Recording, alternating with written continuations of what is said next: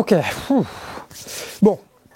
Il faut que je vous raconte une histoire. Alors, récemment, je suis allé à Gap, donc c'est au nord de Marseille, à la frontière italienne. Et j'ai suivi Michel et toute une troupe de Parisiens et de Marseillais qui sont venus spécialement pour faire des auditions citoyennes. Alors, on prendra le temps d'en parler, mais les auditions citoyennes, c'est un moyen de militer sans tract en allant simplement discuter avec les gens. Et après 24 heures d'auditions intensives en ville et en ruralité, on se rejoint tous à Gap dans un bar très bruyant. Dans ce bar, Michel, il avait un projet, c'était de faire parler des jeunes de banlieue parisienne avec un gars de la ruralité qui s'appelle Evan. Et vous savez que nous, au Canard, on est de Guingamp, donc la ruralité, ça, on connaît. Et surtout qu'on a une histoire aussi personnelle et pro avec l'agriculture. Donc, moi, je commence à discuter avec lui, quoi. Et j'apprends qu'il veut bosser dans la boîte de recyclage de son père, qu'il apprend en ce moment à conduire de grosses machines, qu'il fait partie de ce qu'on appelle une ETA, une entreprise de travaux agricoles, pour mettre à disposition des gros tracteurs aux agris du coin, et qu'il gère avec sa copine un élevage ovin en viande bio et en vente directe. Et il me montre même des vidéos vraiment adorables d'une tradition locale où on voit des tracteurs défiler dans tous les villages du coin pour Noël. Avec les guirlandes, les klaxons et tout, vraiment c'est adorable. Evan il s'est retrouvé là parce que lui, il manifestait avec les agriculteurs là contre les accords du Mercosur et c'est comme ça qu'il a rencontré Michel. Et donc après s'être parlé de nos vies, on va discuter un petit peu de politique et de comment est-ce que lui, il voit l'agriculture. Et là, il commence à faire des critiques, à faire des propositions et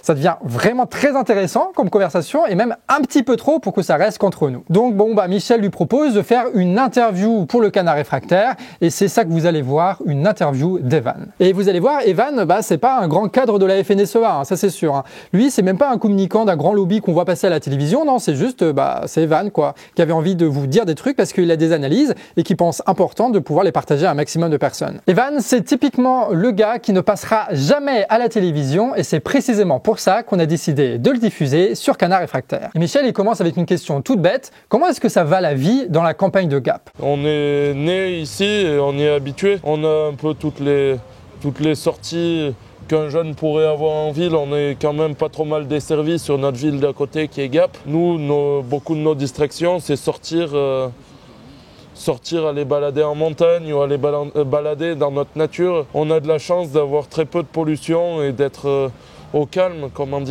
par rapport aux grandes villes. Après les présentations, on va donc pouvoir s'attaquer au cœur du problème, l'agriculture française. Moi, je qualifierais pas ça de problème, mais d'injustice, qui est les accords du Mercosur et de libre-échange, d'importer des produits, des produits extérieurs qui viennent de très loin, style Brésil ou Nouvelle-Zélande, et dont les normes de production sont totalement différentes d'ici. Et pour moi, un des plus gros problèmes, c'est le raisonnement de l'État français qui est d'essayer d'instaurer une production plus propre dans le respect de la nature, donc d'avoir beaucoup moins de rendement agricole, de production, tout en important des produits plutôt qu'on pourrait qualifier de produits de merde. Et en fait, pour tous ceux qui vendent aux coopératives, donc qui seront revendus derrière à la grande distribution, les prix, comme la coopérative et comme la grande distribution, se prennent des marges énormes, ce qui fait que l'agriculteur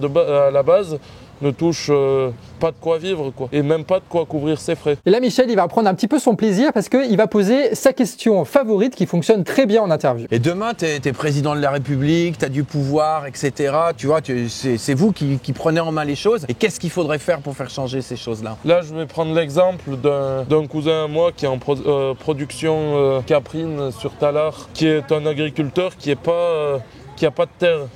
Donc il n'y a pas de prime. Il ne vit pas de son métier, quoi. Et moi, je réduirais dans un premier temps aussi les inégalités de répartition des aides. Parce qu'il y en a, dont beaucoup des gros agriculteurs qui en ont énormément, pendant qu'il y en a à côté qui meurent, quoi.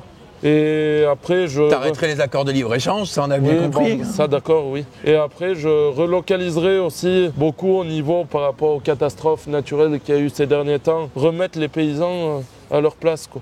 C'est-à-dire, avant, ils géraient tout ce qui est entretien des cours d'eau, entretien du paysage et de la nature en elle-même. Ce qui empêchait toutes ces catastrophes qu'il y a là, d'inondations et tout, dont le curage des ruisseaux. Et après... Moi, je modifierais aussi les choses par rapport au tourisme et par rapport en règle générale à la place des agriculteurs et à la place aussi des constructions pour s'adapter au changement climatique et s'adapter au mieux, quoi, pour aller de l'avant. Et je reviendrai aussi sur une agriculture qu'on avait il y a une vingtaine, trentaine d'années, où c'était des fermes de taille moyenne, où ils pouvaient déjà beaucoup mieux vivre, parce qu'ils étaient beaucoup moins écrasés par tout le système de maintenant. Tout en revenant sur ces types d'exploitation, ça permettrait de mieux vivre, tout en quand même améliorant les pratiques sur celles qui n'étaient pas, sur les pratiques pas top qu'il y avait en termes de pollution, l'utilisation des engrais et tout ça. Et qu'est-ce que tu fais toi pour voir ce changement advenir et pour essayer qu'il y ait comme ça, que les agriculteurs soient respectés, qu'il y ait une autre, voilà, qu'est-ce que tu fais toi? Sur mon temps libre, si on peut parler de temps libre, parce que j'en ai pas beaucoup, je me joins aux manifestations et je fais comme un peu les rassemblements qu'on fait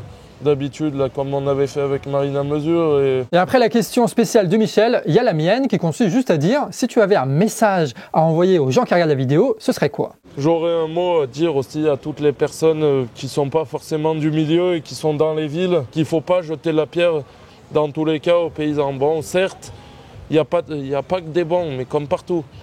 Mais il ne faut pas jeter la pierre et il faut être plutôt compréhensif parce qu'on pourrait être totalement autonome en France niveau production agricole et on ne l'est pas. Et les gens, par dépit, disent « Ah ouais, ils gueulent, ils sont pas contents, on va aller, puisque c'est comme ça, on va aller acheter des machins étrangers de merde. » Alors que c'est pas comme ça qu'il faut raisonner.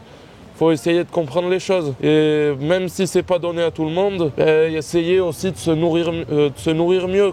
Donc se nourrir français et un peu plus du commerce de proximité. En fait, faire vivre nos paysans français dignement tout en consommant de nos productions françaises au lieu d'aller consommer des mêmes choses à l'étranger qui sont de piètre qualité. Et voilà. Voilà, c'était la toute première interview d'Evan dans un bar bruyant un samedi soir à Gap. J'espère que ça vous a plu. Nous, en tout cas, ça nous fait plaisir d'utiliser le canard réfractaire pour donner la parole à ceux qui ne l'auraient pas eu sans ça. Et pour ceux qui en doutaient encore, voilà, ça c'est la preuve que non, les agriculteurs ne sont pas tous des communicants de la FNSEA. Et ça, il ne faut pas l'oublier. Donnez de la force en commentaire à Evan. Dites-nous si ces interviews vous plaisent. Et si vous voulez pas manquer la suite, vous pouvez vous abonner au canard réfractaire. Ah non, parce que la grand-mère qu'on a croisée au marché de Noël, c'est un autre style qu'Evan, mais ça envoie du lourd aussi. C'était donc Michel à l'interview. Des bisous et à la prochaine.